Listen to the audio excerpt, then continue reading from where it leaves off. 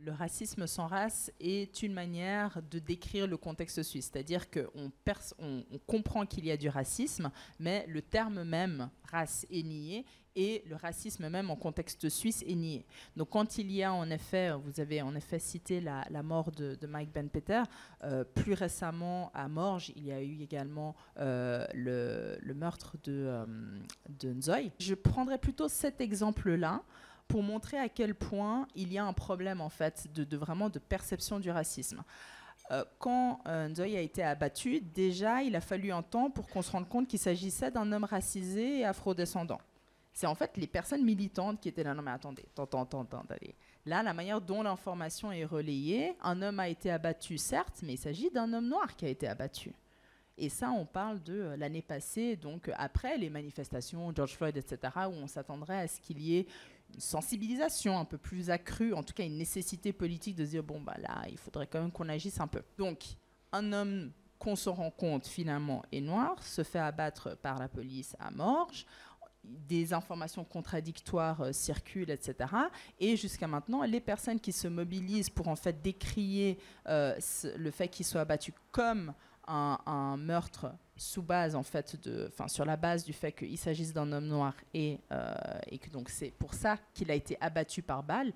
Il aurait pu être interpellé si l'argumentaire est que on voit dans les personnes qui sont abattues que si une personne blanche ferait une crise psychotique dans la rue, elle est interpellée, elle est peut-être menottée et éventuellement placée en institution. Un homme noir qui est décrit comme faisant une crise psychotique à la gare de Morges, il est abattu.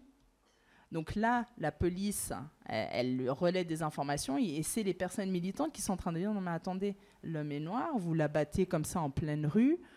Et je dis personnes militantes parce qu'elles ont les outils et les mots pour, mais il y a même des personnes qui étaient témoins, des personnes qui ont filmé, qui étaient dans le train et qui ont dit mais il y a un truc qui joue pas là. Et on est en Suisse, à quelle fréquence est-ce que vous entendez des personnes se font abattre? Et pourquoi les personnes qui se font abattre se trouvent être principalement des hommes noirs qui sont vus comme dangereux, etc., ou mettraient en danger autrui, et donc ce serait une raison de plus pour les abattre.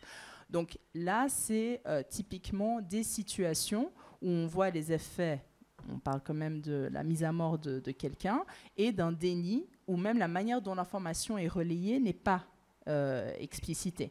Et donc, à chaque fois, ce que ça crée dans la conscience publique suisse, c'est que il y a des événements comme ça qui arrivent. C'est toujours aux États-Unis, mais si on commence là, depuis 2016, pratiquement chaque année, il y a un homme noir qui meurt en Suisse. On n'est pas en train de parler de profilage racial meurtrier en Suisse, d'un problème structurel de racisme policier en Suisse. Mais quand George Floyd se fait abattre aux États-Unis, voilà, c'est les États-Unis, etc.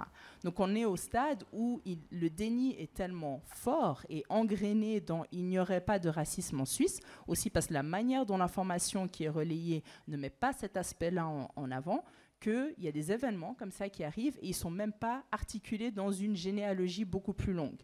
Et donc on a cette impression que s'il y a un événement, ce serait même de l'ordre de l'exception.